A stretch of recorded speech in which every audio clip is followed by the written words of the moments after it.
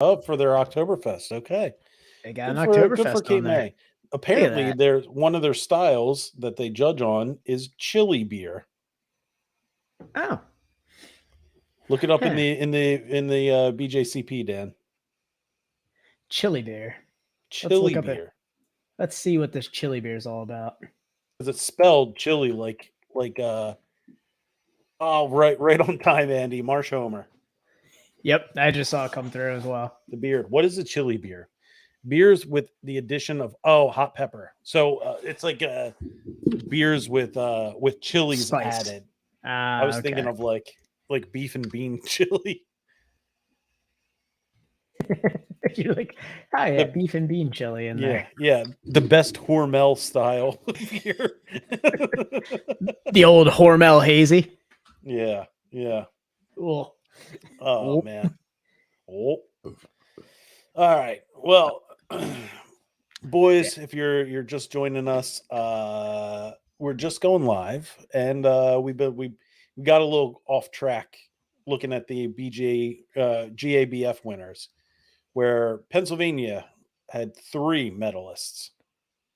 3. 3. Jersey Man, had how many, Dan? 4. 4. Can't have it. Can't have Can't it. have it. So I want to look up Lara Snort's winner. Bolero. Well, Jersey. thank God Delaware only had 3 I mean, that's terrible. They medaled the exact same as us. with less square miles. Autumn Arc, Thompson Island Brewing, and Musings Fermentation Underground. Oh my Specialty God. saison. That's the Dan style. Yeah, the specialty saison. That's the Dan category. The funk. You're the funk.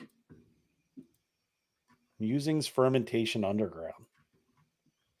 I like the name. Let's Get behind see. that. Ugh. Are you looking up that beer? It doesn't look too bad. Tart Session Sour with raspberry and lime. Okay.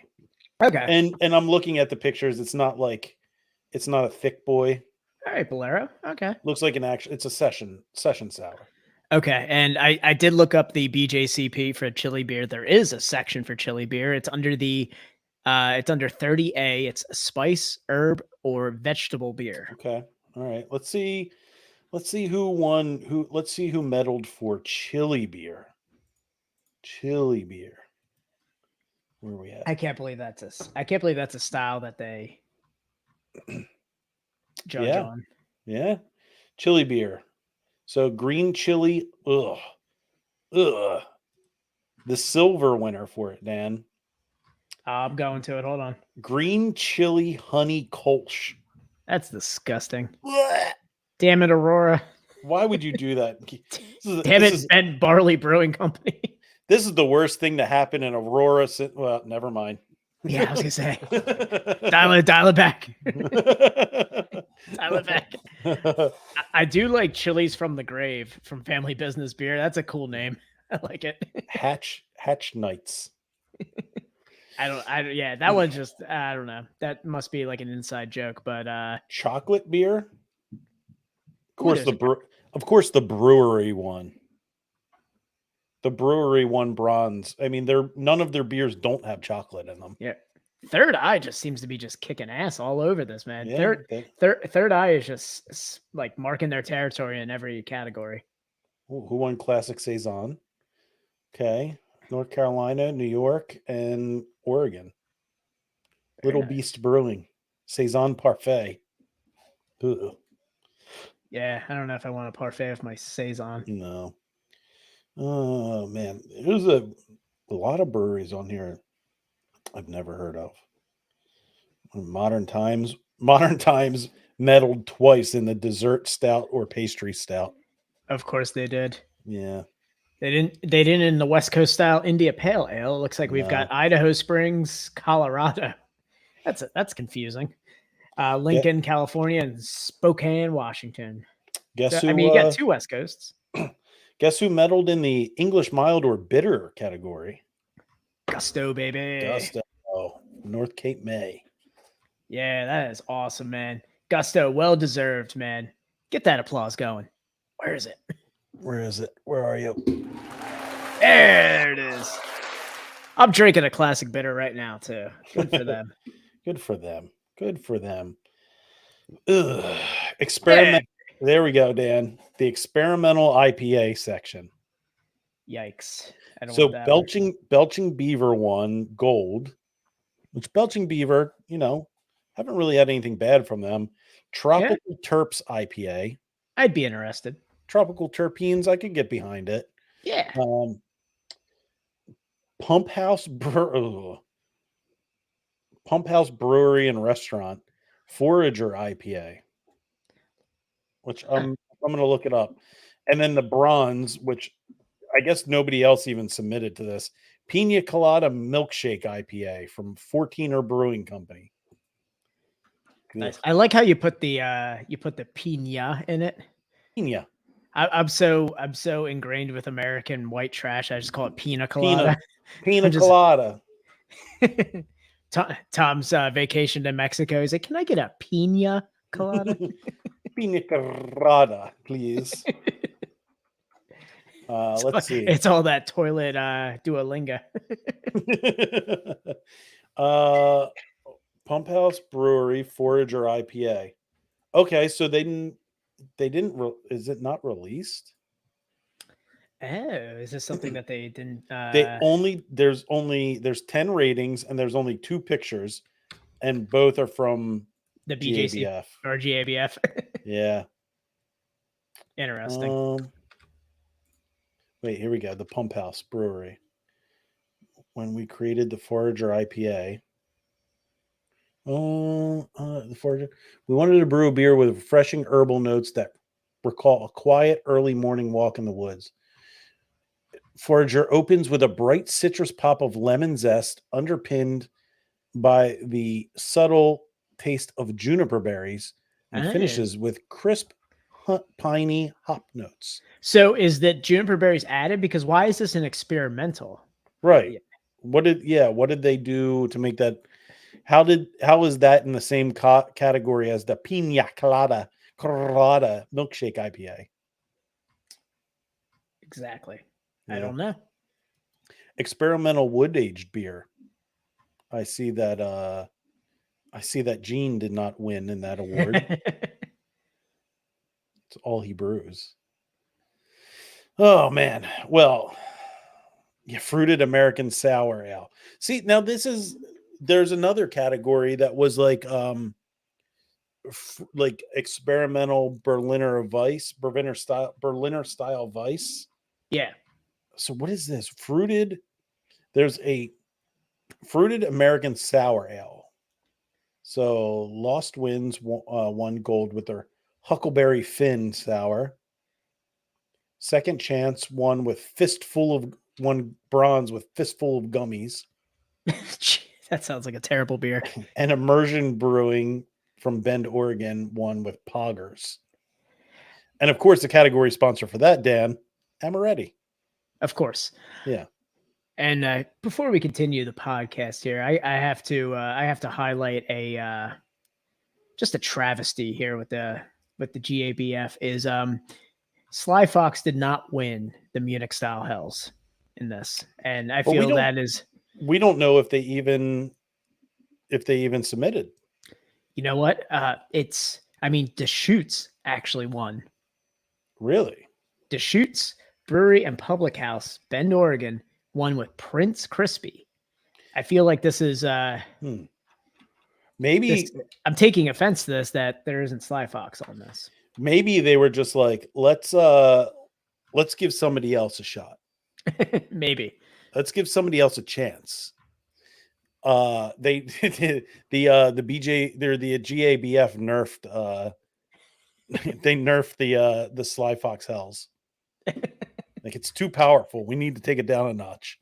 Oh man. All right. Let's heavy lies the crown. Yeah, let's go. Let's get this thing going here, and let's do it. Yeah, and then we'll get back to it.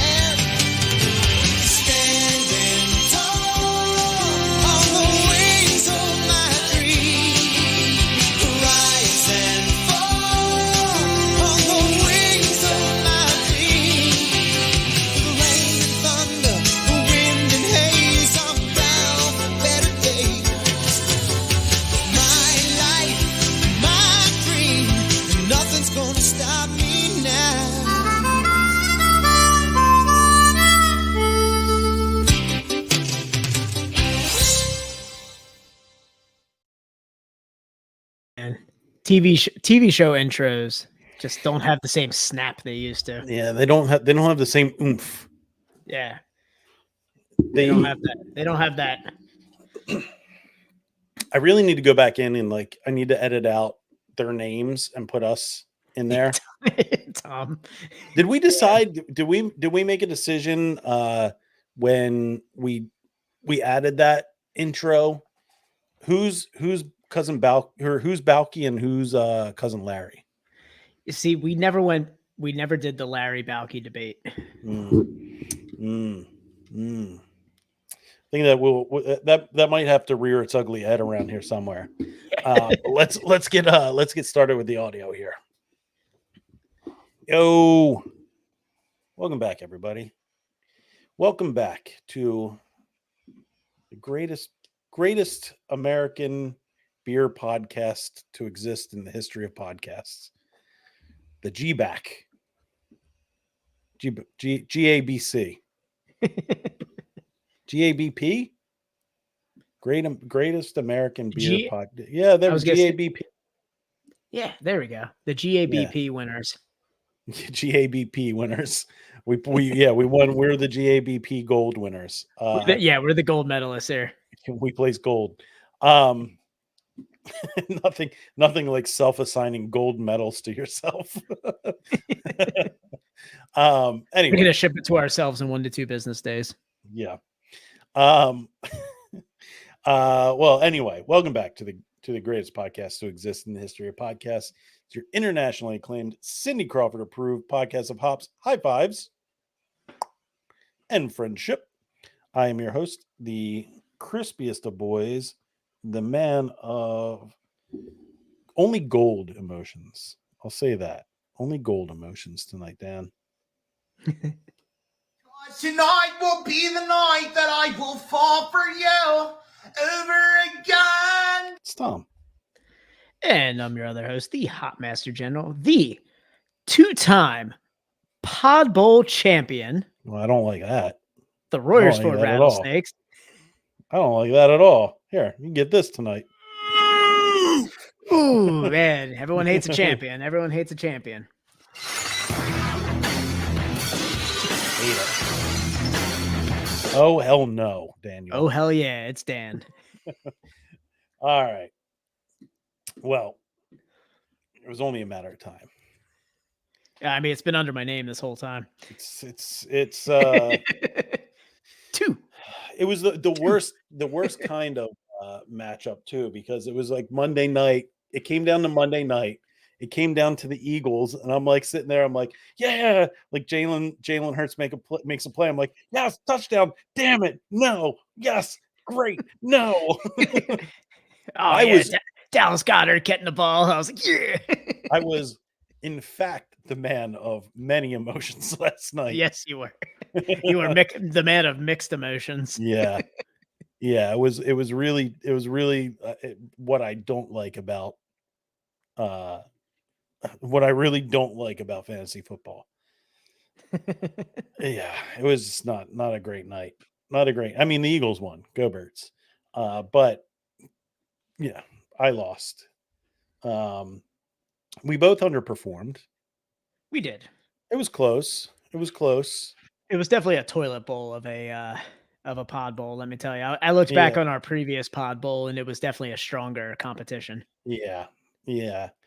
We'll talk about that later in the maybe some extra innings, but it is the year of the emotions for a couple more months and a couple more weeks of this, and we have a great one tonight. Really good one. Really proud of this one. It is the year more emo than this one. The year of our Lord Patrick Stump. 2023 Mo. We are the best friends podcast, and we are starting right now. Rely on self-medication. I guess I still do that from time to time, but I'm getting better at fighting the future. Someday you'll be fine. Yes, I'll be just fine. Tell me that you're alright. Yeah, everything is alright. Oh man, it's just so emo.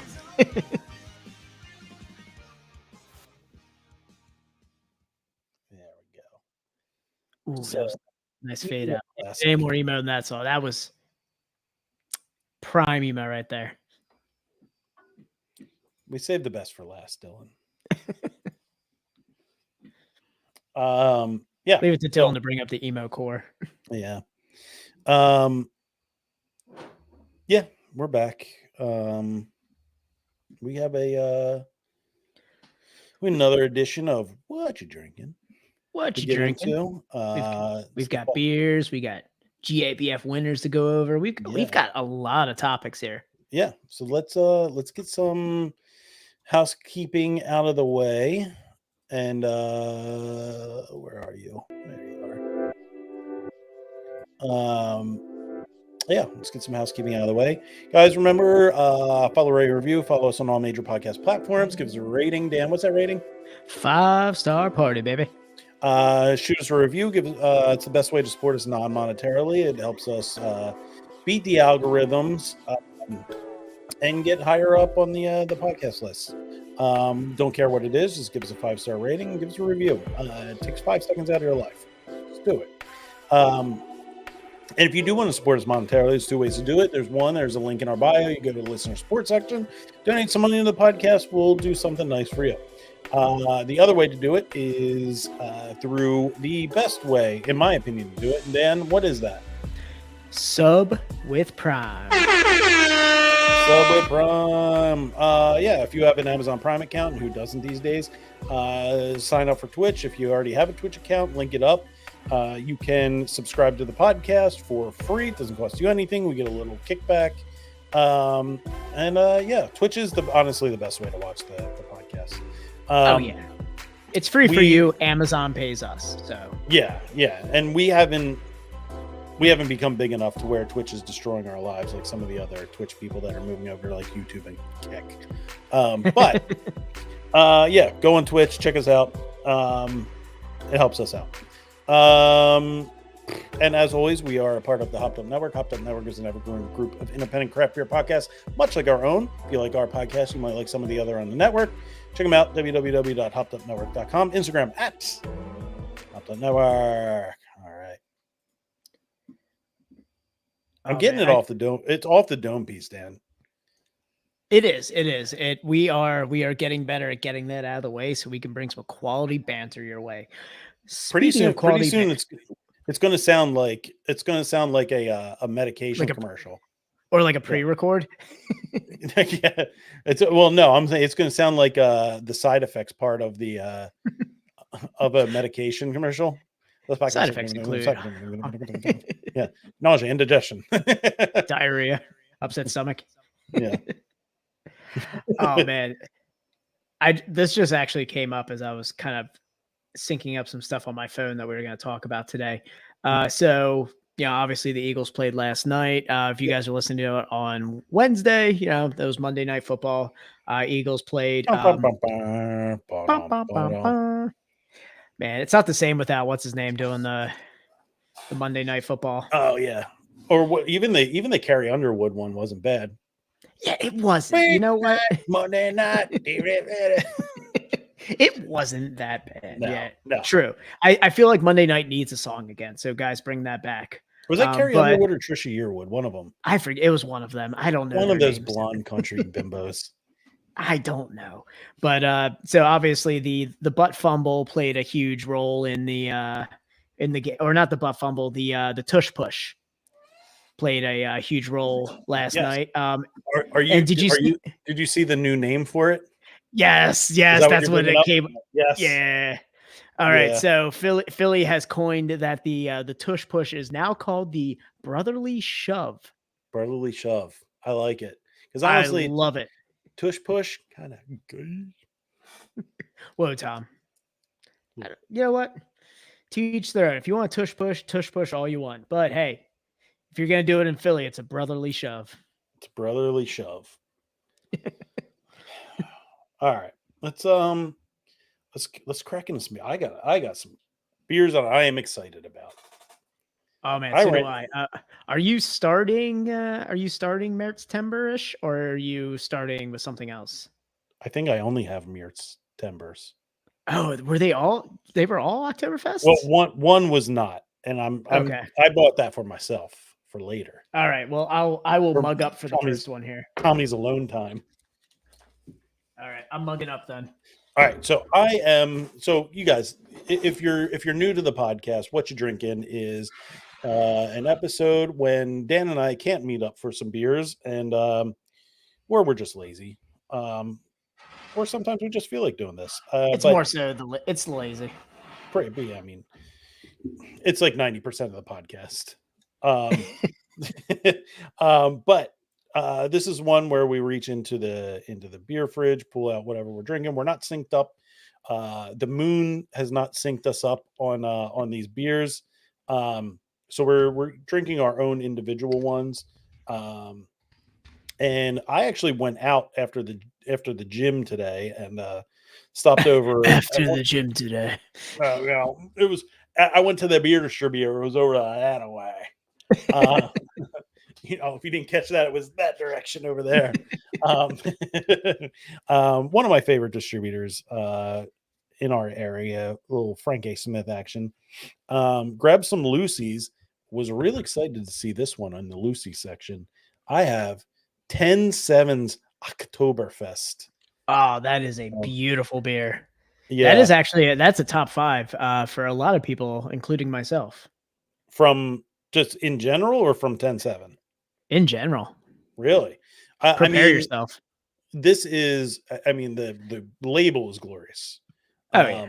It's fantastic. A lot of little Easter eggs on here. I am very excited about it. Continuing Miert's Timber.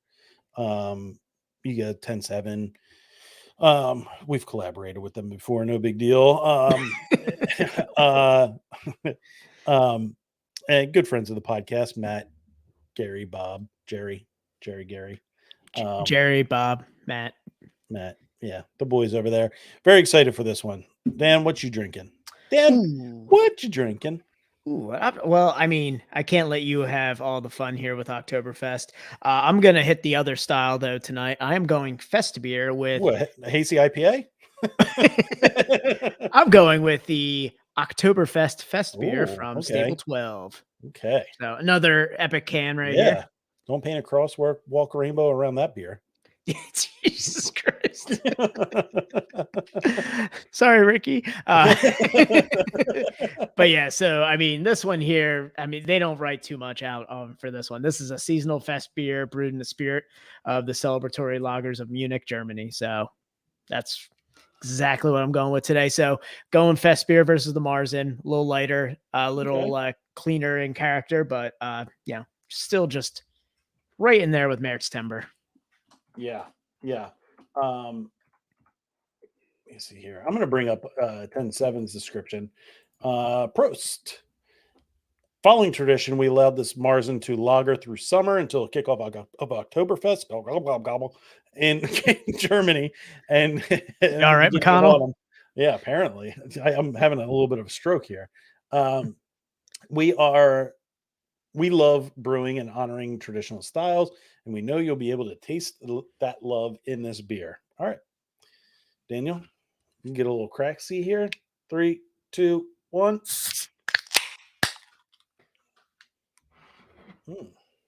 Oh man, I love this one. Clean and floral, man. This is I gotta say, I've heard in the past, with other brewers that for Oktoberfest they did like an Oktoberfest Kolsch, and I was like, how do you do that, guys?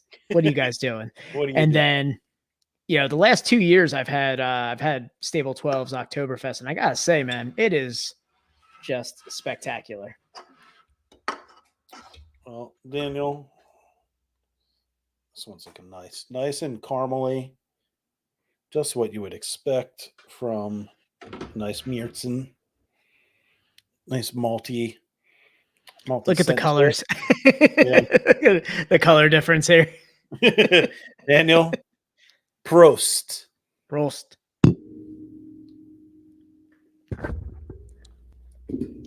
Oh yeah. Man, Dan, you weren't wrong about this. Yeah.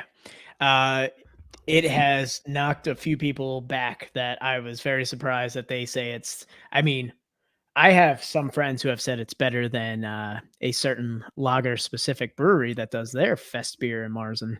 Imprint? Yeah, you know, they're known for theirs. Wait, are you talking about Imprint Lager Company? I mean, it's in the name, right? Yeah. Dylan, we're training, buddy. Yeah, I mean, this is maybe the best beer I've had from 10-7. I will say it's top for 10-7 for me as well. The only beer that I can think of that would pass this is their anniversary Goza, the Imperial Goza that they put out. Yeah, I don't think I had the Imperial Goza. I think that was year 3. Might have been year 3. That one was yes, year 3. A 10% Goza with passion fruit, orange, and pink guava. It was unbelievable. I was a big fan of Stimulus Check, the Czech Dark Lager. Mm-hmm. They did a really good job with that one. But I mean, there are so many beers from 10-7 that I can talk about. Yeah, I was going to say the Oktoberfest is definitely one of the top. I was getting ready to say I haven't had a bad beer from 10-7, but I wouldn't say it's a bad beer. It's just not my style. Yeah, even the milky, shaky. Yeah. That's what you're into. I hear it's pretty good. Yeah, don't yuck somebody's yum. That was the most BuzzFeediest thing you've ever said. Yeah, don't yuck somebody's yum. Yeah, this is delicious. Malty. It's not like it smells sweeter than it is. I got a little worried that it was going to have that that cloying sweetness. Yeah. It's going to hit my adenoids. It's dry, like it's like a bread that like it like dry. It almost dries out to a breadiness. You get that caramel up front. Oh man, yeah, spectacular. Like it's left such a like effect on my mind that I know exactly what you're tasting right now. I'm like, yeah, tell me about the bread. Tell me about it. How's that Stable 12? Just a delicious beer. Now with this one, you get a little bit more of the cracker, a little light on the bread, a little bit more cracker malt to it. Floral notes up front are pretty heavy. I will say, I mean, this one has a really good balance. And fest beers aren't like we've kind of discussed on the podcast. We drink more. We lean Marzen pretty heavily. Yeah, we're Meerts boys. We're Meerts boys. But we're Meertsmen. We're Meertsmen. But I gotta say, man, I do do the podcast. The Meertsmen. The Meertsmen. Mm-hmm. We're gonna have a whole series of terrible movies with really good action. Like the Kingsman, the Meertsmen. Dan, that's a tough thing you just said. What? The Kingsmen are the first two are great. I mean, the action's awesome. I mean, they're a good watch, but they're not good movies. They are good movies. They are good movies. No, they are not. The first one's definitely better than the second one, but they're good. Yes, movies. Okay. I'll give you the first one had like I liked the training. Coming from the ghetto, like that, like ghetto with a Cockney accent, like England to like being that sophisticated gentleman. That was a cool like origin story, but that second one was just too much. I disagree, but I think the first one was better, but they're both very good. Man, look at us. I derailed you by saying Kingsman was bad. You of all people. I know, and I love a good corny action movie, man. Let me tell you. I wouldn't even put it as corny. They're good stories. That whole ending with the super villain, man, I was like, man, this is getting a lot. And like the special effects were just so like, I don't know, it was supposed to be a little bit over the top, but yeah, I guess the second one was a little bit much. And I do like the director. Like, he's the guy who did Kick-Ass, right? Yeah. Kingsman is the Kick-Ass. The Vaughn dude, I think his name is. Wow. Like Andrew Vaughn or something. But he is an incredible, like, Kick-Ass was like fun in a way, and like some of it was a little over the top, but like Kingsman took it to another level. I would say Kingsman better than Kick-Ass. Ooh. There we go. There's our debate. There you go.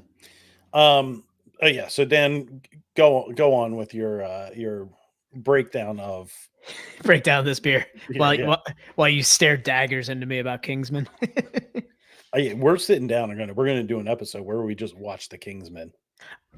I said I liked the first one, but they were just over the top. But speaking of over the top, and I think this is why I like Stable 12's Fest beer. Speaking of over the top with your backwards hat.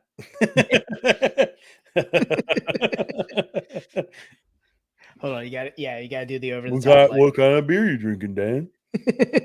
Oh, I like a Fest beer that's a little darker, almost like a Marzen. And that's what I was trying to say. Like over the top. I like how this Marzen kind of pushes a lot of the tasting notes of a Fest beer up a notch, kind of like what Warwick did with their Marzen.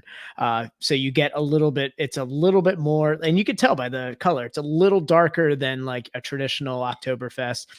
Leans a little bit heavy on the bread, almost like a Marzen, but it doesn't have that like caramel sweetness, that kind of upfront that you would get. You get a little bit more floral with this, but it's still a little bit more robust than like a traditional Fest beer, which I think is why I like their Oktoberfest a little bit more. Okay, that's fair. Yeah, this is great start to what you're drinking here. Yeah. So we started off the podcast by going over the winners of the GABF. They were just announced. So this happened last weekend, I believe, right? 3 days ago. Yep, 3 days ago. Ended on the 23rd. Oh, bronze for I just saw this for the American Amber Lager portion. Bell's Brewery Oktoberfest from Bell's. Oh, so they do it like an American Amber Lager for theirs. Okay. Yeah. That won a bronze. So we're not gonna go into a ton of different styles and go through all. There's so many. There are so many styles. I did American Cream Ale, and I didn't know anybody in that. I had to do American Cream Ale, but there is a silver medal went to Shred Beer Company, which I cannot get behind a name more than Shred Beer Company. Yeah. So going off of our Murt's Timber, I'll start it with the worst section, pumpkin beer. Royal Docks Brewing Company won bronze with Pumpkin Slayer. Third Eye, which won a lot of medals from Ohio. Yeah, Third Eye. Sharonville, Ohio must be going off of craft beer. Yeah, they won silver with Gourd Darn It. Okay. That's a decent name. Yeah. Liked it. And Blackstone Brewing out of Tennessee won real original here. Pumpkin Ale. Pumpkin Ale. Yeah. And what did you look up? Let's see. Vienna style lager. Bronze goes to Cape May Brewing Company's Oktoberfest. Yeah. A Vienna style lager. Another local one, Silver Branch Brewing Company out of Silver Spring, Maryland, won with their Oktoberfest. And Port City Brewing Company out of Alexandria, Virginia, won gold for their Oktoberfest. I just drank this beer. Really? Yeah, I put it in chat, and the boys were split. We're split between a Gansett and a Vienna style lager. Went with the Vienna style lager. Turns out it's a Port City beer. You know what? I have to say, the Vienna, I guess, and Fest beer must be very like similar in, I guess, what they what they consider Oktoberfest. Maybe they're looking at something a more approachable style for Oktoberfest by going with a Vienna. I mean, a Vienna is slightly lighter, but like even a fest beer isn't that crazy. Like Right. Vienna lager. There we go. Let's look at this. Or maybe it's something that has to do with the with the ingredients. It seems like the fest beer spans, like the Oktoberfest spans multiple different styles. Yeah, I would say, and like it's crazy that like if you go through amber lagers, like American amber lagers, Czech amber lagers, history. If you go in the history, it's always a Vienna style, so it has to be like having to do with like the malts that are chosen for that. Okay, but like Czech amber, American amber, they all reference the Vienna style lager. Yeah. I mean, that's just Dylan says 21st Amendment has a pumpkin IPA, which shut it down, boys. I'm walking in there. I'm walking in there like John Taffer. Shut it down. The brewers were, too busy and too concerned with wondering if they could. They never stopped to think if they should. It's a Dr. Ian Malcolm. Jurassic Park. It's a question that a lot of breweries should be asking themselves. Anyway, we'll move on to there you go. The German style Mürzen section. Bronze goes to Oktoberfest from Golden Road Brewing in LA. Hell yeah, Golden Road. That's Mango Cart. Yeah, Mango Cart. Look at those guys. Silver went to Fest Beer by Big Grove Brewery and Tap Room. People just Iowa City. They just volley Oktoberfest, Marzen, and Fest Beer just back and forth. Mm-hmm. It's crazy how much they are just overlapping. Gold went to Seed Stock Mürzen by Seed Stock Brewery in Denver, Colorado. You're laughing at Dylan. Dylan, yeah, it's craft beer, not arts and crafts beer. God damn it, Dylan. Someone get Dylan a third mic here. The guy's producing jokes over here. Outperforming us. I don't know. Let's see. German style dark lager. Yeah, I saw that too. Bronze went to Black Hill by Silver Reef Brewing in St. George, Utah. Silver went to Wunderbier by Red Leg Brewing Company. I gotta say, Red Leg, that is a beer name that I would drink all the time. Wunderbier. Wunderbier. And the gold went to Goodnight Munich by Liquid Gravity Brewing Company in San Luis Obispo, California. Which, classic producers of German style beers. I gotta say, two really good names there in gold and silver. Yeah. I was like, Goodnight Munich's pretty cool. So some of these styles, German sour ale, I did not know was a section. Isn't that just a Berliner Weiss? Is it? Because there's another section for Berliner Weiss. But how many Berliner Weisses are in that section? I don't know. Is it Berliner style wit beer? Where is the Berliner Weiss in this?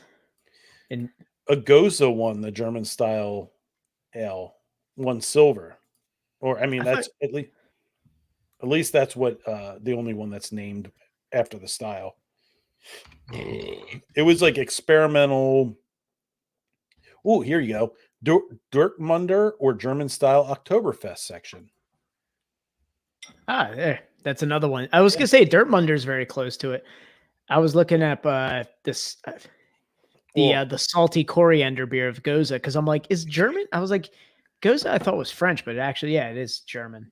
Dan, speaking of some great craft beer names, bronze for Dortmunder or German style Oktoberfest. Bronze went to Dorty Work from Cloudburst Brewing in Seattle, Washington. Dorty Work. I love it. We're not finished there, Dan. Silver goes to Thunder from Dortmunder. Let's go, Marble Brewery. Marble Brewery, Mav Lab in Albuquerque, man. Thunder from Dortmunder. Yo, let marble cook. All right. And gold went to Dortmunder Export by Cooperage Brewing Company, Santa Rosa, California. Fucking stupid name. I think the fix is in for California. I think all the judges were from California. It's a lot of West Coast. Have you noticed with like the styles that we've been going through? It's a lot of West Coast. Yeah. I'm pretty sure that Colorado favors one area of the country more than the other. So I want to look at this field Until you get to Ohio. Yeah. Field beer. What is is this like an open fermentation or like a wild yeast or something? So the three names are, so there's Heart Island by Grand Fir in Portland, Cucumber Crush by 10 Barrel Brewing Company in Bend, Oregon, and King of Carrot Flowers by Ratio Beer Works, Denver, Colorado. I don't see anything about field beer in the GABF. I don't know. Or you mean the BJCP? Sorry, BJCP. There you go. They're all from hippie areas, so I don't know. Who knows? Collab. Nobody won collab. Field beers are any beers incorporating vegetables as flavors or carbohydrate adjuncts. So I guess like wheats and stuff like that is. I don't know. That's odd. Classic Saison. Oh, gold. The gold from Classic Saison. Cal-L. Oh, yeah, man. Protagonist beer in Charlotte, North Carolina. Good on you. Oh, and Protagonist too? Yeah. Nice. That's a good play on words there. I guess. What are their beer names? I wonder if Protagonist just has every protagonist as their beer name. Having Cal-L in there. Yeah. There should be a beer name section. Well, you can just look up the beers in on Untapped. Yeah. No, but I mean, like, there should just be a beer name section, like a winner for the best beer name. They should have one like if Protagonist did like some sort of like White Russian, like white stout or something, just call it the Dude or the Lebowski. That's a good one. Because like I feel like you have to pick a protagonist out of everything to name your beer. Like they did Cal-El right there, Superman, obviously. I mean, how can you compete with Thunder from Dortmunder? It's so good. You can't. You can't. It's just. They should have a unless Norm Macdonald came out with Doherty work from the grave. Dude, I would just sit there. I would have to pour a little bit out next to and then open like 8 Cadillac trunks full of dead hookers. G7. Have you ever seen so many dead hookers in your life? Lord knows I have. Street Fighting Man, Rolling Stones, G7. You hit G8. If you like pina colada. I gotta say, Dirty Work is one of the top movies that I go back to, and I always find something new to laugh about. Oh, yeah. There's so many things like Chevy Chase is the gambling doctor. Yes, the Buffalo Bills, Mr. T. Did you bet on Mr. T and Rocky? It's one of the man, it's just a spectacular movie, guys. If you've just go back, hit Dirty Work, give it a rewatch. Even if you haven't seen it, you are in for at least. I think I've seen it like 6 times. But those are rookie numbers. Easily. I mean, that is just. Here we go. Looks like there's gonna be a brawl. You playing something good? Hell yeah! Rolling Stones, Street Fighting Man, G7. You just hit G8. If you like pina coladas, the rain. Ow. Hey, how come you get a pool cue? I love the foreshadowing of Chris Farley not having a nose and then Artie Lang having a nose in this. Oh my god. That was watch number 6 realization for me. what was it? That Vietnamese whore bit my nose off. the Saigon whore. Oh, Saigon whore. That's what. Saigon whore. God damn it. Remember, she's in the trunk, and he goes, "Yeah, and that's the Saigon whore." As he's watching the commercial on TV, and he runs there. Yeah, that's the Saigon whore that bit my nose off. Oh my god. I'm gonna watch that tonight. Yeah, I need to go back and rewatch that. All right. I think we got some other things to get into here.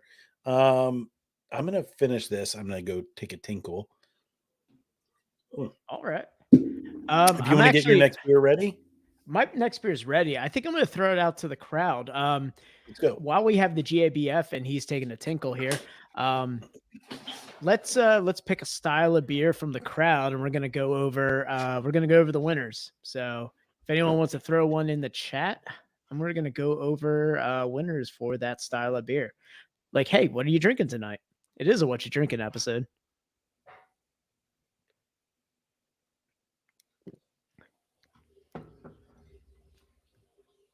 Ooh, we got a Rausch beer on there. Let's check that out. I would say, smoked beer category would probably be in this. So we've got a Hell Rausch beer in silver, which is great. But I gotta say, the bronze has they have the winner here with their name. So, well, Croydon is Burning didn't enter, obviously. So, Pennsylvania only got 3 medals here. One of them wasn't smoked beer, but bronze medal, beer name Schmoke 'em Up by New Salem Brewing in Newtown, Connecticut. Schmoke 'em Up is a pretty cool name. The silver is a Hell's Rausch beer from Double Clutch.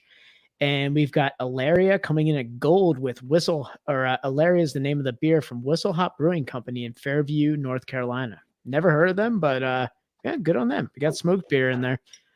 So we did the smoked beer style. Anyone else want to throw one in there? Or is Dylan just the only one watching this right now?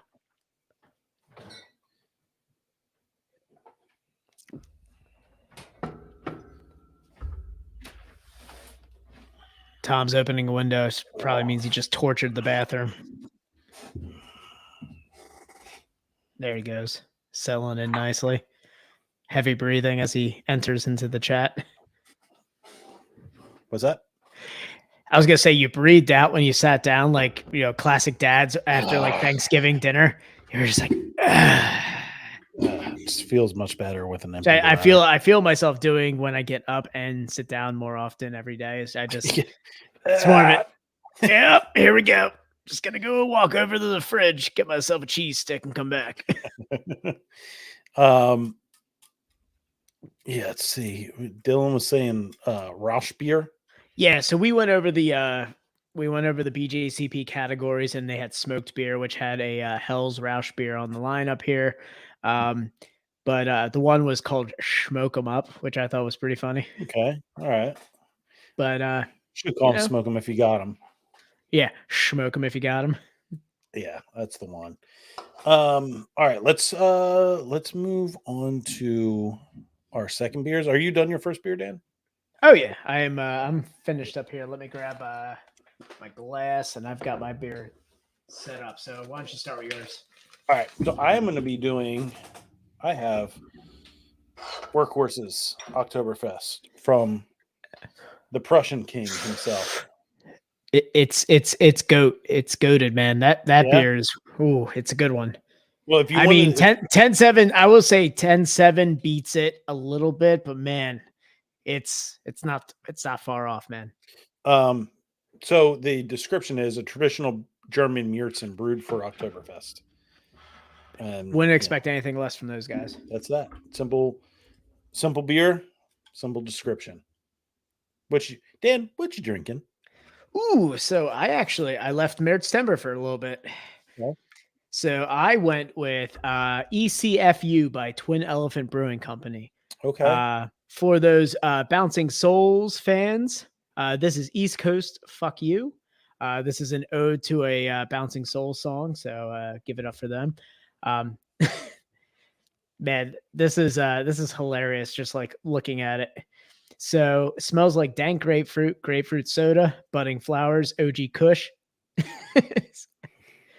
And they're just like, got nothing but love today. Only bangers survive. The bitter here and now for a Beast Coast summer. Man, there is a lot of dude in this beer. Yeah. Yeah. Yeah. Let's get a little cracksy, Dan. 3, 2, 1. That wasn't even me misreading it. It is the most confusing thing I've ever tried to read in my life for that description. This might be the best smelling Oktoberfest beer so far. Dude, and they serve it in a stein when you go to the brewery. Ooh, a Stein. Yeah, they just give you a stein. Like, they don't even ask. They're like, here's 19 ounces of you're not going back to work after this lunch break. This might be this might be my next post gun range beer. Man, look at this color. This is a West Coast IPA color. This is hue right here. This is what we like to call a beautiful hue of a West Coast IPA. Hugh Jackson. It's a Hugh Jackman. Okay. Yo, he left his wife. He's on the prowl. Yeah. Yeah, that was surprising. They've been together for like 20 something years. Yeah. Damn, that is a beautiful looking fucking Oktoberfest, ain't it? Yeah, look at that. These colors. Daniel, Prost. Cheers. Prost. Ooh, man. That just hits. I'll tell you what, Dan. I did what you drinking right. You did. You did. I picked well today. This is, I mean, it's right there. It's right there with 10-7. That's what I said, man. It's there. That is a spectacular beer from Yeah. I mean, you couldn't ask for, I mean, it's obvious when you go to Workhorse, for all of the listeners in Pennsylvania, you're going to get traditional styles that tick every box. Like, that is your style. You're reading the style guide of the style of beer you're drinking, and you're getting everything from it. Yeah, they've kind of run out of, like, there's certain things where, you know, they have like the par punch, and they ran out of like styles that were not real styles, or Yeah, we're just like, hey, let's do a black IPA with KMA Brewing that is absolute garbage. I gotta say, I watched somebody order it across the bar, take a sip of it, and the expression, I was like, yeah, bro. I wanted him to catch me during his discuss where I just look at him and go, yeah. Yeah, You're not alone. I just wanted to let him know he wasn't alone in it. that's a rare miss from Workhorse, because I mean their stuff is typically on Exactly. But like, it's tradition. It's those, they excel with like traditional styles. That golden lager that is sold everywhere is just spectacular. Yeah, I mean, Even their traditional New England, like, it's perfect. their Russian Imperial is great. We had a black lager, I believe, back in the day, man. It's been too many beers. I mean, we're at what, 182 episodes. We had guests on that we'd rather not say, because instead of like exchanging beer, they just let us put beer on their, doorstep, and just did their, our beer. They didn't provide any beer to us. Yeah. Or any increased listeners when we collaborated with them. It's true. Is that the episode? Yeah. It was the first episode. So yeah, there's a lot of beers. I remember, because I bought the beer and had to drive to one of their fucking houses and drop it off during the pandemic. Generously, if we The pandemic pirate here knows all of his deliveries. He remembers everything. you keep your you I keep my your notes. receipts. Yeah. If we said we did 2 beers per episode, right now we'd be sitting at 364 beers that we've done. Ah, man. Seems like more.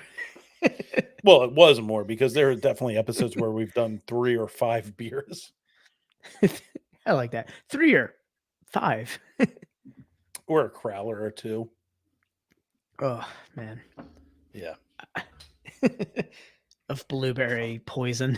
Jesus. Didn't want to Never bring it up, again. but so I'm gonna start with you, Tom.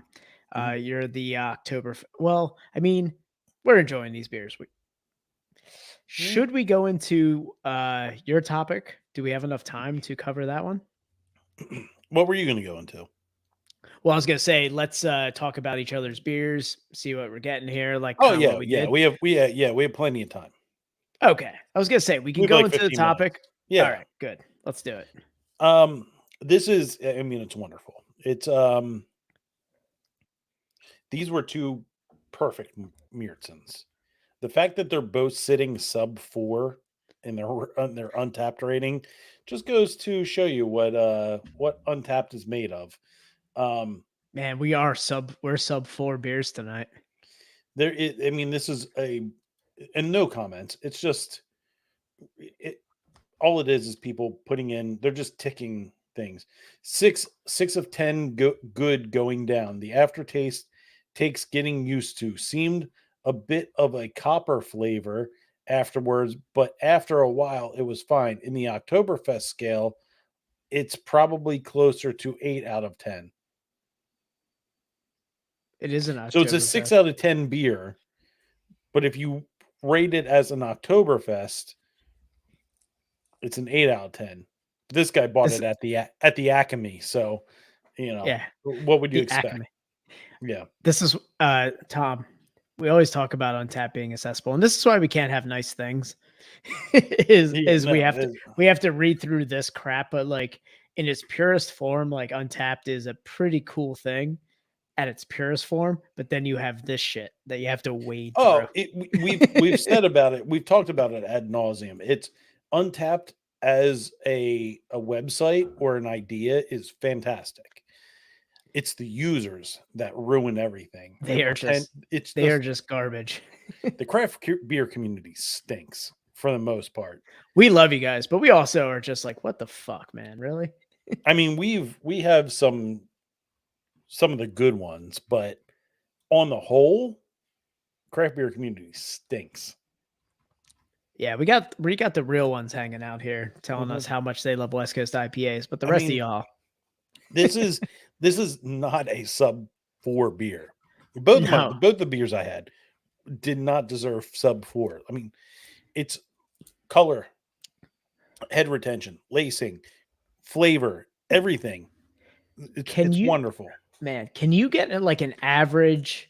I wonder if Untapped can provide like an average score of just a certain style. Like the average score of like a Marzen. What's the average score of a Marzen on Untapped? It's a good question. They probably can't provide that. Like you can't click on Märzen here. Yeah. You Top put Yeah, they don't have like a style guide. Like, I wonder actually if I click on Marzen, if they'll just give the average here. Hold on. I'm gonna do a little sleuthing here. The top rated beer. If you go to top rated beer is a Toppling Goliath beer. Yeah. Kentucky Brunch brand stout. It's all sweet stuff. The second top rated beer is a meat. Well, that's like number one. I was just saying, like in the style of Marzen. You can't. What's the average rating of a style for that? Would be a great question for Untapped, because like I'd like to see what like the average person, because like even looking at Spaten from last week, yeah, that's sub 4 as well. Yeah, I mean, you with when 153,463 ratings. you look at you look at like the top beers, it's all the same beer. It's like two beers. It's the beers that come out like every once in a while. It's all Yeah. Side Project and Kentucky Brunch Brand by Toppling Goliath and Side Project. That's it. Yeah. And Side Project and Bourbon County. And then you have like 4 Bourbon counties. It's just I don't know.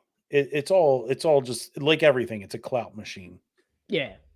It just sucks that like I can't just click on this label for Marzen and just get like, hey, I'm what looking is at the average? top beers by Marzen.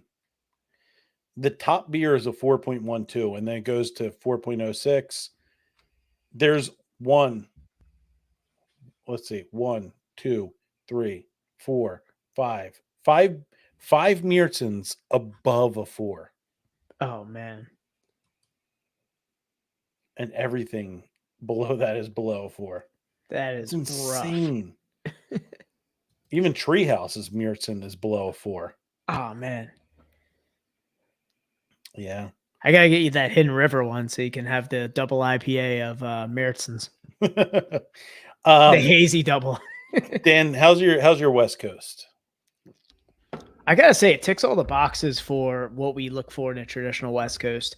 The piney bitterness, citrus. But I gotta say, there is a noticeable like addition in the like malt profile that gives it like a little bit of a snap. In addition to there's like almost like Pilsner malt or something. It just dries it out and gives you that like, hell yeah, this is a West Coast. Like you're feeling all the citrus and you get a lot of those notes up front, and then it just goes like piney, bitter, dry immediately, which is, I mean, Double Elephant has surprised me on a Twin lot Elephant. of beers. Or Twin Elephant, yeah.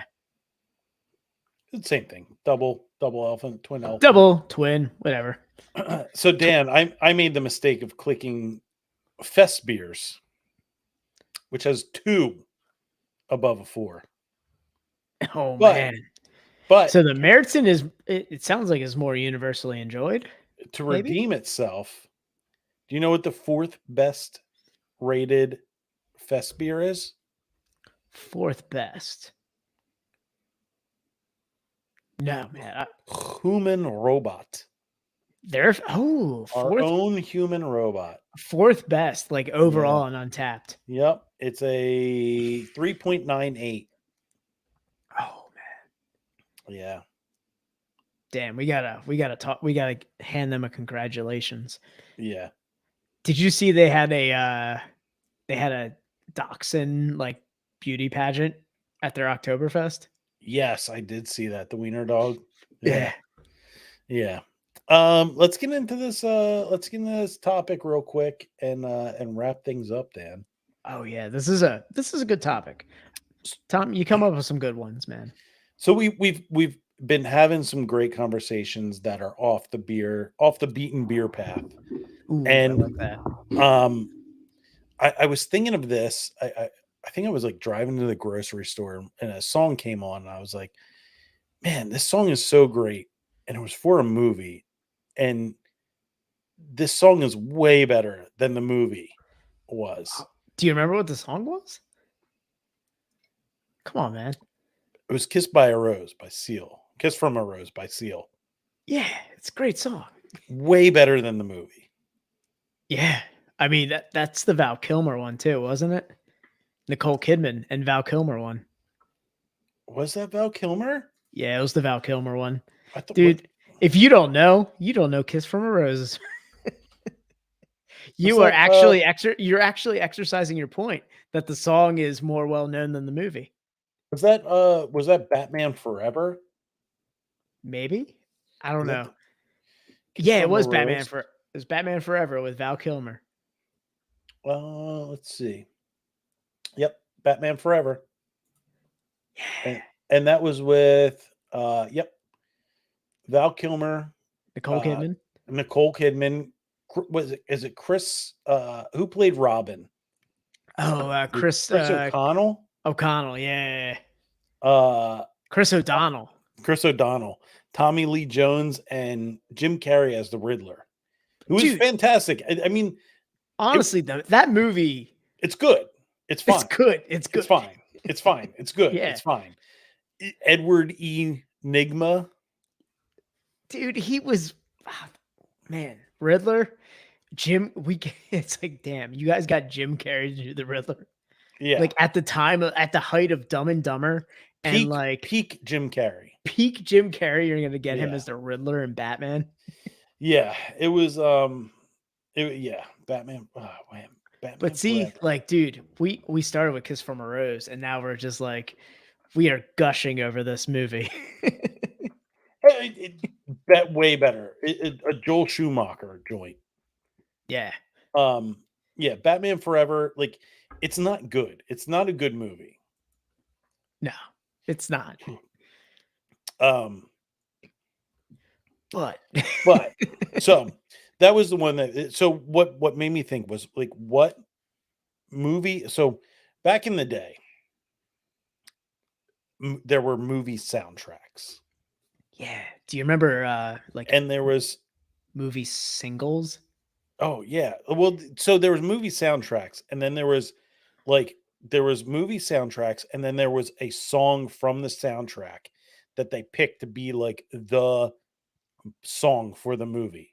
Yeah, And that was part of the marketing, and it was brilliant.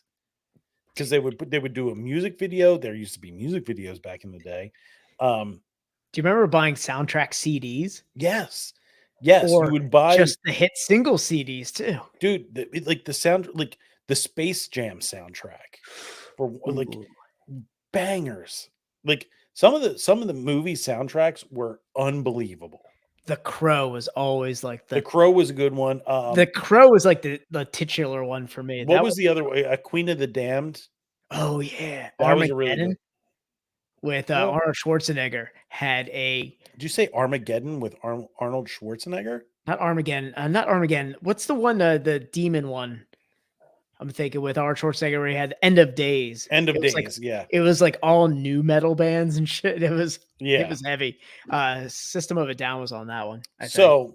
So there are from the 90s and early 2000s, even the late 80s, there were movies that had songs that were made for the movie that eclipsed the movie. Oh, of course. Dan, what are soundtrack songs that are way better than the movie that they were written for? Oh man.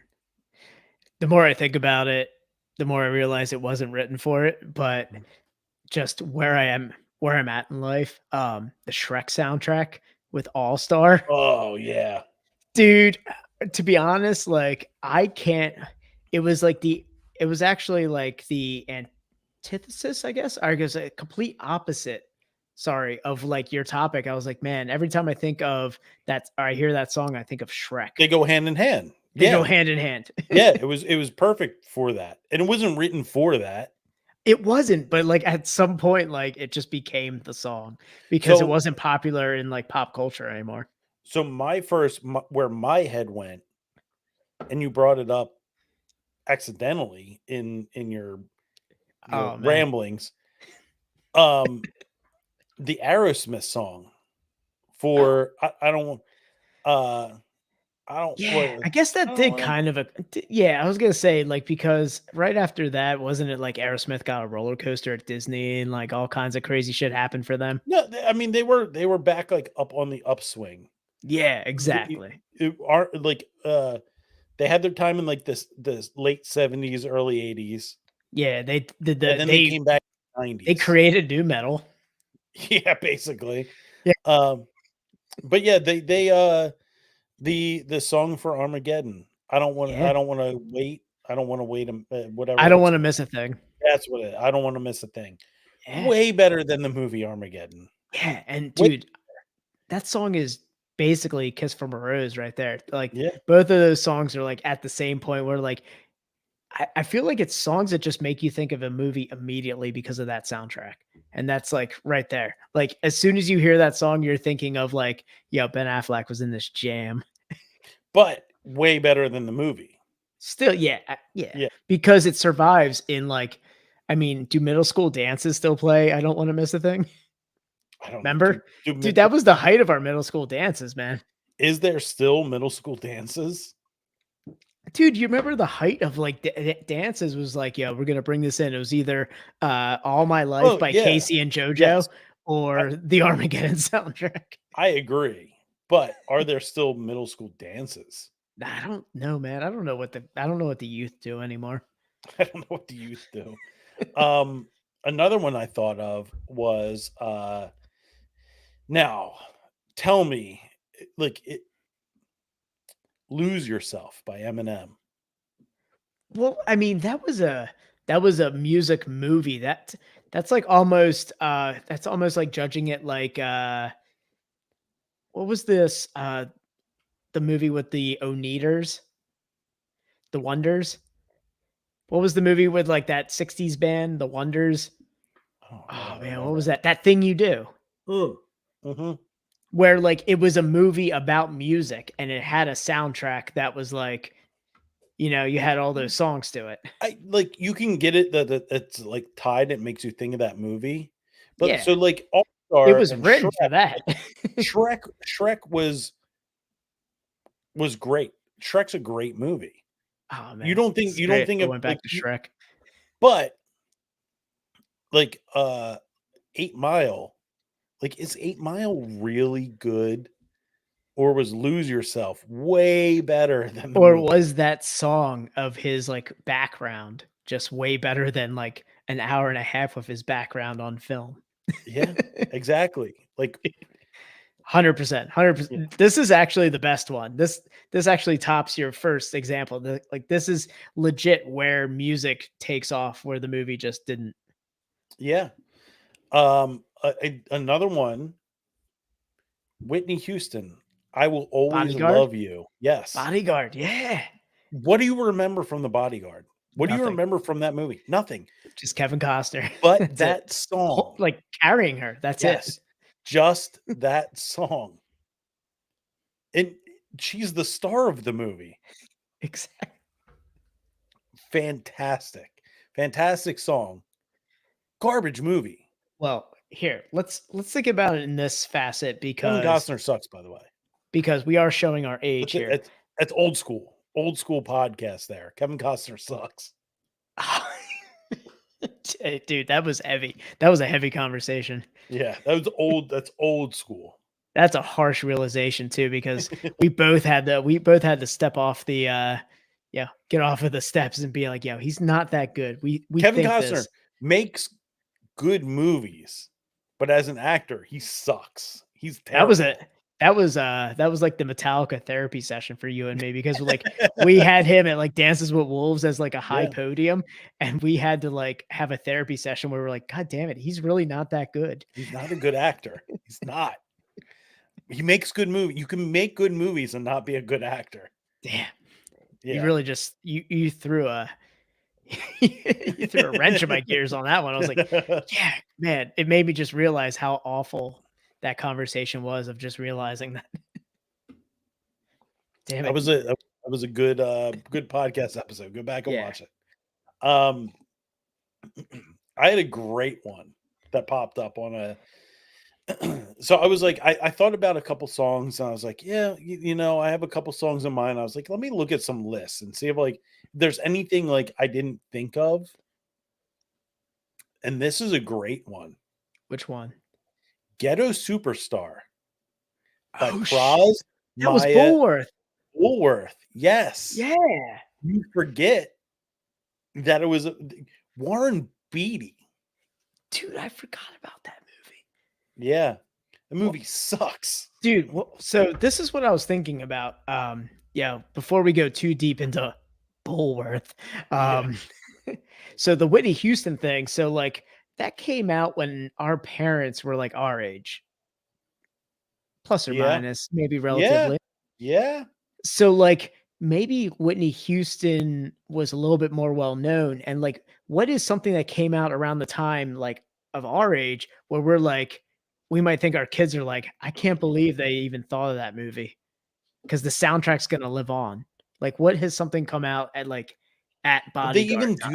do they even do like so are you Exactly. saying like right now? Like they don't do movie Because soundtracks like anymore. yeah, because when the Bodyguard came out, that song came out, and our parents were probably just like, it's just a soundtrack, nothing, No, nothing crazy. that song was huge. Or yeah, I mean, it came out huge, but then like we're looking at it like, we're looking back on it like, what are our kids gonna look back on? Are they going to look back? Is there a soundtrack anymore? Like, it's There crazy. isn't. There's no soundtracks anymore. I don't know. There's no soundtracks Exactly. anymore. But Ghetto Superstar, banger of a song. Yeah, dude. For Bullworth too. Oh And man, dude, it came on the other day. So um who was in on that? C Praz? Was that Praz, Praz? yeah, Praz, Yeah. Praz from the Fugees, Yes. Maya, introducing Maya. Yes. It was like her first thing, and ODB. Yes, dude. Oh man, Praz's verse. I still have it in my head. I think he starts it. He's like, "My eyes are sore from being a senator," and I was just Yeah, like, "Oh damn." dude, great song, great Yeah, song. Shit movie, great song. terrible Um, movie. the like it came on I think like one of the Sirius XM channels I listen to is 90s on 9. It came Yeah, on the other day and it was just like it hit the subwoofer and like just banging. I was like, "Oh my god, this is a great song." dude. I put on Fuji's radio for Hip Hop Sundays at Rebel Hill one time. Shout out Hip Hop Sundays. If you're not drinking at Rebel Hill on Sundays, you're missing out. But I did Fuji's radio one time, That's a and good one. that song came on. I was a little on the fence because like Fuji's brings in a lot of different Mhm. like vibes to the brewery because it was like, oh, all right, we got the reggae, we got the hip hop and everything. And then this song came on. I was like, holy shit. I forgot about Ghetto Superstar Yeah. for like almost Yeah. 10 years. Man, food and Fuji's. That's a great radio to throw on. Oh yeah, dude. Fuji's radio gets you a vibe. Like if it's nice weather, like there's a vibe coming from Fuji's radio, man. So here's one. Staying Alive by the Bee Gees. Oh yeah, that was Saturday Night Fever, right? Yep. Yep. Yeah. Bigger than the movie. Yeah. I'd say the song survived the movie because people it's weird though, because people kind of mimic the movie though when that song comes on. Yeah. Yeah. Because they Yeah. do It goes so hand like in hand. so But there's it's like almost an homage to both, but at the same time, the music is what you remember. yeah. Like, Well, and to go to that, here's another one. Purple Rain. well, I mean, the song was for the movie Purple Rain. Yes. I mean, but the song more well known than the movie. I mean, the song is the movie though. Yeah. But it's more well known than the Yeah. movie. But oh man, they're like the same thing though. All right. This one I'm not pulling from a list. I just thought of it. The Mortal Oh. Kombat song Oh from yeah. Mortal Kombat the movie. The first Well, that movie. came from the video game first. The Mortal Kombat. wasn't that all like what like wasn't 8-bit but like 26-bit or whatever it was Sega was? Sega 16-bit. 16-bit, yeah. Yeah. So it was like 16-bit, but it was like Yeah, that was a really good one. yeah, can't beat that. That Yeah, fair enough. I'm surprised with like everything that we've been talking about that the Fast and Furious never lifted a song in Well, its like in its I- tenure. In its Yeah. tenure, has it Uh, ever lifted a song above anything else?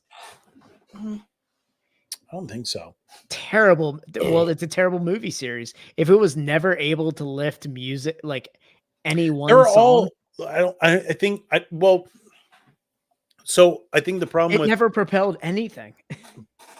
I don't think any song was written specifically for Fast and Furious. Well, that's what I'm saying. Like they never like They never No, joined in with like that whole group where like, no. yo, we have to have a song for it. Mm. There is not like a song that reminds you of like the Fast and Furious, except for Sure. like the one where it's the Paul Walker song. There's a Paul Walker song There's a song that was like wrapped they around wrote it wrapped after he around a phone pole. yeah, after he died, it was like it was a song that was in one of their soundtracks just to be like, oh man, rest in peace, Paul Walker. That was like the only song that was ever written in its tenure. Like Vin Diesel never got a song. No, I know what you're talking about because there's It's at the end because they're driving and they look at each other. yeah. And I just remember I've never seen a Fast and the Furious movie, but I remember the music video because it was like the very like CGI'd Paul Walker in there. Exactly, dude. And you're yes. like, Jesus Christ. That's the one. So like that's the only song that Yeah. like lineage of movies ever produced. Here's one, and we'll probably wrap on this. And I think it might go along with like your Shrek argument. Okay. The penultimate Shrek argument. Yeah, where your song is gonna fall off, but a terrible movie about an ogre is gonna make you just skyrocket again. Terrible movie? Oh, it's Shrek is amazing. Yeah, Shrek is pretty awesome. I've seen it too many times. I have a personal vendetta against it. My Heart Will Go On by Celine Dion. Yes. Is it better than Titanic, or is it just one of those hand in hand? Oh, but that one was written specifically with Titanic, though. Well, like all of these movies, but All Star was written before it and then got resurrected. Right, but it makes you. It's not better than the movie, or is it? Is it better than the movie, or does it go hand in hand with? It's just the movie. Yeah, it's like it's a package deal. Yeah, you get the song and the movie. Yeah, exactly. Yeah, does Titanic suck? Ooh, it's not the strongest. It's not the strongest thing. No, it's kind of a turd of a movie. Yeah, man. It's kind of a turd of a movie for like 3/4 of the movie. Yeah, it's tough because there's like so many small aspects you like of it. But the rest of it's just hot garbage. Yeah, but Kate Winslet's tits, bro. Her rockin' tits. Oh man, Tom's Tuesday night's gonna be on nipslip.com getting the old Kate Winslet screenshots. All right, boys, let's wrap it up here. Drink me like one of your French girls. So, yeah, the Oktoberfest is telling me to fest me like one of your French girls. All right, let's wrap this thing up. I have to pee real bad. I don't know what's going on with me. I think it's the pre-workout from earlier. It's just that's gonna open rifling through my system, dude. It's gonna excel everything else. Mm-hmm. Yeah. Your bladder's just somebody holding the one end of a water balloon and just going like this. Yeah. Somebody screen cap that and make it a gif like we did to Harry. Poor Harry gif. Yeah. All right, everybody. Thank you for joining us. You know the deal. Give us a check on all social media platforms. Was it Facebook, Instagram at Best Best Friends Pod, at Best Friends POD. That was very loud. That is correct, guys. That was very loud. Check out the recaps of the episode. Not the recap, the replay. You can go back on demand on YouTube. Check the whole experience out. If you missed it live on stream, it's youtube.com/at best best friends pod, youtube.com/at best best friends pod.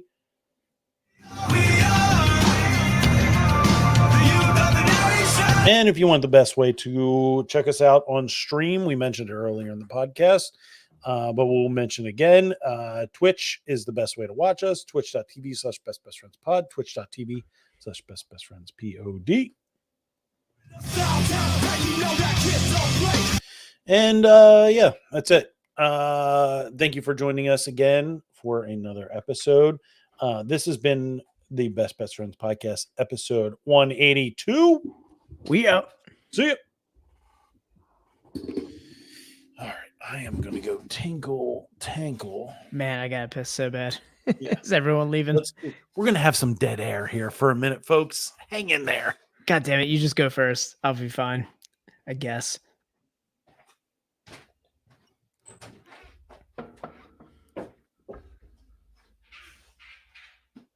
Oh, Andy Man actually posted this earlier. I believe this was when we talked about Workhorse. Yeah, their West Coast IPA is pretty awesome. They do great traditional IPA styles, like a traditional New England, traditional West Coast. Got it pretty nailed. Their American IPA is actually really good too. But yeah, just to recap on that. I guess Tom wants to come back and talk about his loss in fantasy football. So obviously, Dylan's been waiting around for this, so we can talk about fantasy football and we can watch Tom slug down a smoothie sour because I believe that was the bet. But man, what a great week in fantasy. Can't wait for him to get back. Oh, Andy, man. Dude, Workhorse is like right by my one office, man. We gotta meet up there, drink some beers.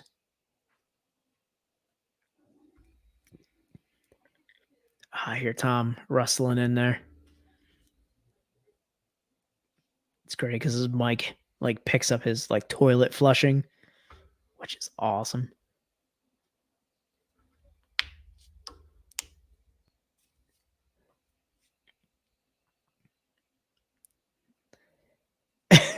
You're done with. Oh man, this is great, dude. I'm done with the Jaguars, man. They did me dirty on defense, man. -4 points on my defense with the Jaguars. Fucking hate them.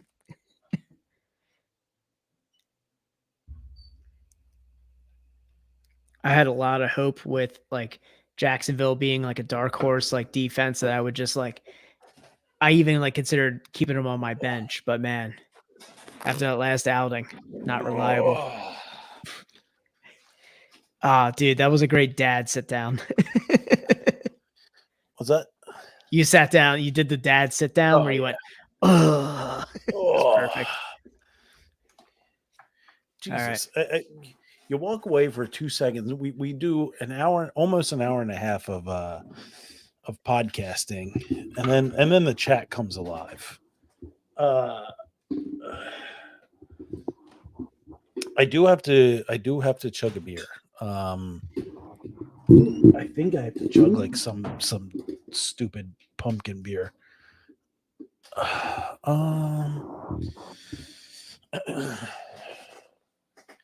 Dallas got me mad. Oh, Dallas's defense. This truly, I think this is like the first year that I've really experienced the fantasy thing of like fantasy is like it's like 15% skill and 85% luck. Like I feel like my team is good. Like I wouldn't. It's tough for me to like add and drop players every week because I like my roster a lot, and it's just like Bijan Robinson not doing anything against a pretty easy run defense. George Pickens not doing anything against a very easy Las Vegas. Like Bijan Robinson did 33 yards against this Detroit. Javonte Williams just happened. Like they got blown out. What's Javonte Williams going to do? And you know, Dan had Debo Samuel, who did nothing all game, and then got himself like a a big reception in garbage time, and that was the decider. That was the decider.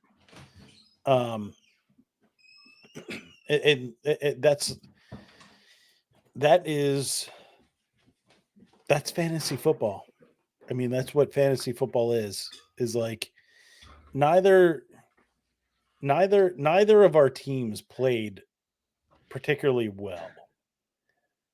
But so Dan, we're talking about how fantasy football is truly it's 15% it's 15% skill and 85% luck. And it's like you had like Debo, a Johan Rojas walk off. Like praise Allah. Allah. Hello. But you had like Debo Samuel goes What about it? He had nothing all game. He did nothing all game. And then You in know what? garbage time, he picks up, and look, I'm not complaining, It sounds like you're complaining. No. I'm just saying how like it like I keep hearing this like it's 15% skill and 85% luck. And that's the thing is like it's in a garbage time situation he gets, and that's what like people made a living off of Matthew Stafford in garbage time. Like the term garbage time came from fantasy football, where for some reason San Fran was still throwing the ball for some reason. Dude, you know what? Just kicking ass, taking names. Dude, the rest of my team did subpar. It's so funny. Yes, Dude, yes, look at my Seattle kicker though. 18 fucking points, man. Yeah, we're and Kansas City just happens to 12. steamroll Chicago. I knew they were gonna steamroll Chicago, man. Come on. But did you though? Because I was sitting there looking at that defense. I was sitting there looking. They were open in free agency. I'm looking there, and I took it. But they were sitting there, and I had a choice between what did I pick? I picked somebody against I don't even know. I think I picked the Giants defense. Yeah. No, wait. No. Baltimore. Yes, Baltimore's defense against Indianapolis. Who with 7 points, they fared fine. Dude, I had that guy from Indianapolis in another league, man. The dude who like scored like 40 points. I was sitting there like I was like, do I take Kansas City's defense against Chicago? I was like, Justin Fields, like he could like run a lot. And I chose poorly. And it was my down. It wasn't necessarily my downfall. It's a 5-point swing. Oh yeah. I had Zach Moss in my other league from the Colts, and he got like over 20 fantasy points. So I was like, hell yeah. Yeah, that's 22.5 against Baltimore. So I was like, and I saw Kansas City going against Chicago, and I've been platooning defenses. So, last week I dumped mine and picked up Kansas City. Right. Yeah, I mean that's my strategy going into the season is I'm just platooning defenses, and like I've been telling people about it too. I'm like, you got like that's not like I think like not in this league because we only have four like bench spots, but in other leagues I'll squirrel away one defense that I feel has a majority chance throughout the season, because like in a bye week or like, hey, maybe like just throw them in. But like with our league, I'm platooning every week looking at stats. Yeah. So like last year I did the same thing. Like I drafted Buffalo's defense, and I ended up replacing them putting them on my bench most of the year. But just still keeping them. Yes, still keeping them. And that made me decide this year, like outside of like, You have Philly's defense, Dallas's defense for the first Yeah. 2 weeks, apparently. There's really not many defenses to like draft and like keep. You know what I mean? There's no Yeah. like keeper defenses. So I mean, I feel like I'm gonna keep Kansas City though for for the next. who do they have bout. next week? Hold on, let me pull it up again here. They are against the Jets. Yeah, solid keeper. Keeper, yeah. Yeah. I think I had like I think I had a choice. I was like trying to choose like, do I keep the Ravens next week? They're playing Cleveland. Ooh, the Browns have been in a sore spot too, man. Yeah.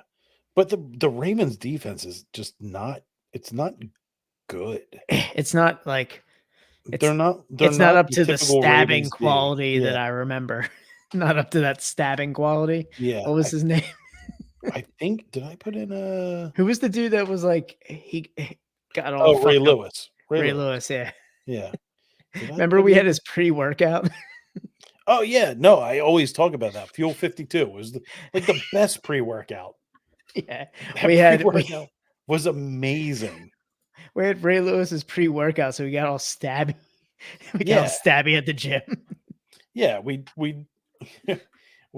use his pre-workout. We'd listen to "In the Air Tonight" by by Phil Collins. Yeah, Oh, man. I'm. Did I put in a waiver claim? Baltimore's a tough man. Starting Geno Smith against the Giants this week. Yeah. It's Yeah. just a solid choice. Trevor Lawrence in London versus the Falcons. I think Dougie P's gonna I feel like he's gonna right the ship with that team for this. So Trevor Lawrence looks rough. I mean, it's been tough because a lot of the first round picks from this year don't look great. No, they don't. No, I mean, even Except for Jalen Carter. Well, he wasn't first round. No. I mean, like first round, like fantasy drafts. Fantasy. Okay. Like, I mean, like for me, like Bijan has been like up and down. Cooper Kupp is on the IR. Jalen Hurts is like up and down. Jesus Christ, man. He's playing fine, but what did you get in the last game from him? Like 19, 20 points? Yeah, hold on. There we go. 19. Yeah. Justin Herbert, who I got in like the 4th round or 5th round, had more than him. So he's I can't tell you how many like benches I've had McLaurin in for the last couple of years. Dude, I feel like I've played him so many times. I looked at his name and went, man, this is almost like I've had him on my league since like his rookie year, probably. So I'm looking at like first round picks, and let's see. Who was Justin's first round pick? I think I took Dalvin Cook, and I'm like regretting it immediately. Justin's first round pick, Austin Eckler. On his bench. And that's why I have Kieran Williams. Yeah. Who didn't? Wait, no, that's Chargers. I'm thinking the Rams. I'm talking about Who left the Rams? The guy Cam Akers. I have him sitting on my bench. Yeah, so I have Kieran Williams. Yeah. Yeah, he had Austin Eckler in the first round on his bench. Farkas, I think, took he took Jamar Chase, who had a good game in the first round. He had a good game, but he's also been up and down. Farkas is just, man, he's had a stinker of a 9.1, 8.1, and he just put 20. Jamar Chase has yet to catch a touchdown. That's another first round pick. Let's see. Christian McCaffrey, number 1 overall. CMC, yeah. He's been fantastic. Of course. I have him in other leagues. Did Stabby Pod take Patrick Mahomes first overall? Or first round pick? Didn't they remove him off the field or something? No, he or they let their other quarterback have a couple snaps or something. Yeah, the fourth quarter. Oh, But he put up 26 points. But he's been having an average quarterback season. Not Yeah. worth like a first round pick. Let's see. Secret of the Booze. I think he took Derrick Henry in the first round. Yep. Yeah. Who put up 2 points this week. He has 13.9, 18.5, 2 and a 2-point game, 1 touchdown on the year. Another, like, nobody is really having Tariq Hill, who Matt took first in the first round. Great year, having a great season. He's starting out like he did last year. Jesus Christ, 90 points in the first 3 games. Yeesh. Yeah. Dylan took, who did Dylan take in the first round? AJ Brown? Josh Jacobs? Dylan, you're in the chat. Who'd you take first round this year? Jake Devontae Elliott? Adams. I'm one of the thing he took AJ Brown. No, he took Travis Kelsey. Oh yeah, he sat out. He missed the first week, but then he's had 2 fine weeks. Yeah. And Andy took Justin Jefferson, who has been very good, averaging over 24 points a game. Yeah. So, like, the first round picks have been hit or miss. It's been a weird season so far. Yeah. I think the three preseason games have really affected certain teams. Yeah. I don't know. But Pod Bowl's been trending in the right direction. I don't know what you're talking about. I mean, I'm 0-3. It's brutal. Oh man, I see you at the end of the season too. I was like looking back. I'm like, yo, Yeah. how many times do we got Pod Bowl going on? Last week of the season. Last week of the season, Pod Bowl comes back. Luckily, This is where we'll get the drinking helmet in. yeah. Luckily in fantasy football, it's not like 0-3 is not like a devastating start. Yeah, you could trend back up. Yeah. Yeah, let's see. I'm going to look at the league standings here. League final standing projections. I'm projected to finish 10th. Oh, Tom. Farkas is projected. He was preseason projected 1. Yeah, he's a fallen from grace. Projected 9. Farkas gonna Farkas. Ryan was projected to finish 10. Now he's projected to finish 4. Yeah. Climbing the old ladder there. Yeah. Dan was projected to finish 9. Now he's projected to finish 7. Yeah. He's still projected to miss the playoffs. I'm making my way downtown. Making my way downtown. Yeah, let's see standings. Luckily, I'm in with 0-3 Farkas. All right. The crispy division is looking pathetic. Yeah. Yeah. How are my hot boys going? 2-1, 2-1, 2-1, 1-2, 1-2. All right, You and all right. Dylan are hand in hand. Oh, we're toilet bowl in our division now. Yeah. This week. Yep. Yeah, I mean, let's see. Points 4. I've put up the least amount of points in the league. Ugh, Yeah. maybe my team is trash. You know what? I'm just too attached to them. After this week, I've asserted myself as the dominant fantasy player of this podcast. All right. There it is. 2-time Pod Bowl champion. There you go. So you're 1-2 or 2-1, 2-1. Oh, wait, you won one? Or am I just 2-0? No, we had we had to face twice last year. Yeah. I only saw the one where I won. Did I win both? Am I undefeated? I don't think you won both, Dan. I don't know. Let's check it out. Let's get this information. Can we look last year? I only looked at like our one like score. I don't think we can look. I don't know. I can't. Yeah, see you gotta look at league history, Tom. Oh, league history. There we go. League history. see. Some matchups played. I tried. Let's see. See all. How do you look at that? More team insights. Easiest opponent, the Chubs. Easiest opponent was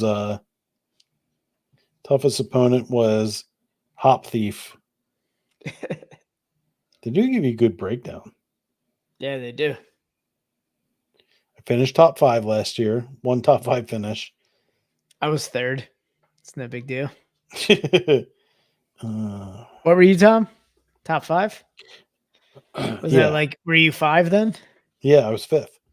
Yeah, I was third. It's all right. Still made the same amount of money as I did. Still won the same amount of championships as I did.